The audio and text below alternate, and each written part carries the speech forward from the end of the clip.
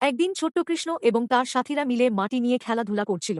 খেলতে খেলতে কৃষ্ণ এক মুঠো মাটি মুখে পুরে নিল। এরপর মা যশোদা এলেন এবং কৃষ্ণকে বললেন, কানাই, তোর নামে রোজ একটা না একটা অভিযোগ শুনি, আজ নাকি তুই মাটি খেয়েছিস। কৃষ্ণ বলল, না না বলরামদা মিথ্যে কথা বলছে। তখন যশোদা মা বললেন, তাই ওরা মিথ্যে কথা বলছে, ঠিক আছে, যদি মাটি না খেয়ে থাকিস তবে তোর মুখটা খোল। কৃষ্ণ ধীরে ধীরে মুখটি খুলতে শুরু করল। যশোদা মা যখন কৃষ্ণের মুখের ভেতরে তাকালেন, তিনি যা দেখলেন তাতে তার বাকশক্তি হারিয়ে গেল। মা যশোদা বললেন, কৃষ্ণ কি তবে সাধারণ কোনো বালক নই?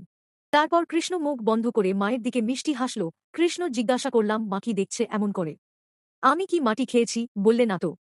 মা যশোদা কৃষ্ণকে কোলে তুলে নিয়ে বলল, না না, তুই মাটি খাসনি। আমার গোপালের মতন শান্ত ছেলে কি মাটি খায়? দিয়ে কৃষ্ণকে আদর করতে শুরু করল।